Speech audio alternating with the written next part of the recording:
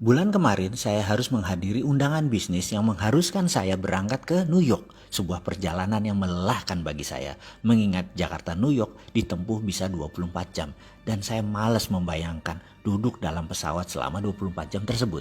Gara-gara perjalanan tersebut saya jadi keinget pertemuan terakhir dengan senior saya di kampus dulu yang bekerja di New York University sebelum pindah ke Yale University di tahun 2003, yaitu Profesor John Barr, di mana saya waktu itu diundang sebagai salah satu responden salah satu riset yang dia lakukan. Sebagai seorang guru besar psikologi, di sana John dikenal dengan sebuah eksperimen yang bernama Barr-Holloway Teori. Karyanya demikian terkenal dan saya sangat bangga menjadi juniornya yang dipercaya untuk ikut di salah satu riset tersebut. Karyanya itu juga ditulis oleh Malcolm Gladwell dalam buku Blink sehingga menjadi terkenal ke seluruh dunia. Risetnya ini sederhana, yaitu menguji kekuatan kata-kata yang berefek pada tubuh manusia. Dalam riset Barr, dia bereksperimen terhadap 40 mahasiswa yang telah bersedia melakukan hal yang diperintahkannya untuk mengulang dan berkata-kata pada diri sendiri selama 30 hari. Atau kalau disederhanakan, disuruh melakukan self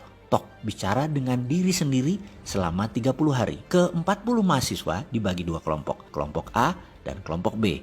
Kelompok A adalah kelompok yang selama 30 hari selalu bangun dan aktif setiap saat harus berkata pada diri sendiri hal-hal yang baik, yang positif, yang menyenangkan. Misalnya, hidup ini indah, hidup ini enak, cuaca menyenangkan, rezeki lancar, selalu sehat, Tuhan baik, pemerintah benar, kerja gampang, sehat, lucu, asik, apapun kata-katanya yang berkonotasi fun, positif, diucapkan berulang-ulang dalam hati selama 30 hari selama sadar. Kelompok B setiap hari mengatakan hal-hal yang negatif, yang sulit, yang tidak menyenangkan. Misalnya, Tuhan jahat, memang nasib susah, kerjaan sulit, zaman gila, pemerintah korup, bangsa bejat, sialan, brengsek, cari kerja susah, jalan macet, sampah di mana-mana, pemimpin tolol, malas, semua hal yang memberi kesan marah, bete, galau, semua dikatakan berulang-ulang selama 30 hari selama sadar, kecuali tidur. Di hari ke-30, mereka diperintahkan untuk datang ke kampus antara jam 10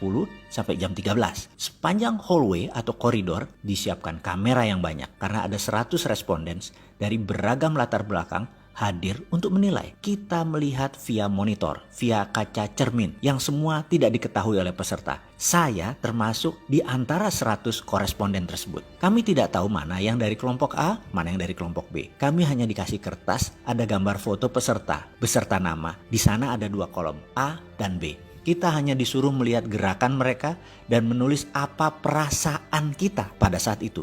Kira-kira mereka dari kelompok A dicontreng A. Kalau dari kelompok B, ya B. Sangat sederhana kan? Selama 3 jam, kami berseratus menilai setiap mahasiswa yang jalan melalui koridor panjang tersebut. Setelah selesai, kertas direview, dikumpulkan dan kami lunch. Selesai lunch, 100 jawaban kami disorotkan ke layar LCD proyektor. Apa yang terjadi? Kami berseratus tepat menebak 40 peserta tersebut mana yang A dan B dengan ketepatan 95%.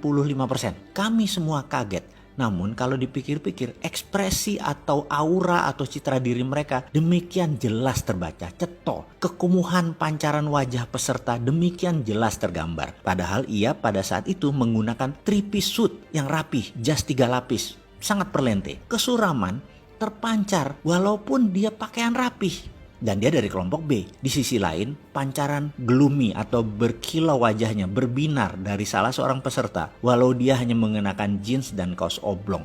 Demikian jelas terlihat sehingga mudah mengkonfirm bahwa dia dari kelompok A.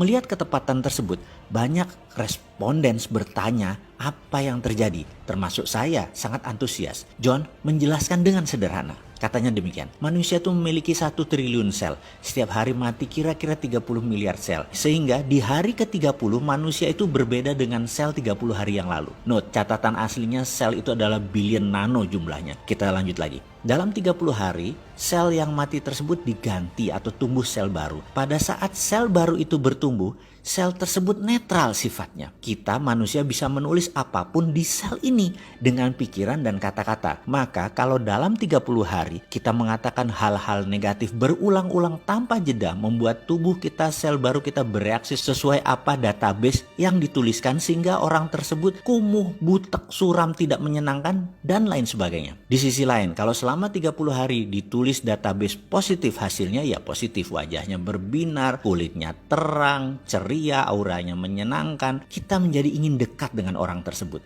Demikian John menceritakan versi simpelnya. Lalu dalam hati saya berkata, inilah pelajaran yang saya dapat di Australia dulu, yang saya rangkum dalam video Sadar Kaya Advance. Dan inilah inti ajaran agama yang mengajarkan ini dalam agama saya, agama Islam. Berzikir, mengingat Tuhan, bahkan di bulan Ramadan. Kalau benar-benar 30 hari melakukan subconscious reprogramming seperti ini, semua orang bisa menjadi fitri, menjadi manusia baru setelahnya. Dan setiap agama punya pelajaran tentang hal ini. Bahkan di Islam lebih jelas lagi. Namun saya selaku pribadi nggak ngerti sainsnya sampai John Barth mengurai dari sisi ilmu pengetahuan seperti ini. Ya, dasar manusia seperti saya yang memang keminter, sok pinter. Apa-apa harus logika masuk dulu baru percaya. Padahal mbok percaya aja sama ajaran para nabi dan kekasih Allah. Selesai semua masalah negatif di dunia ini.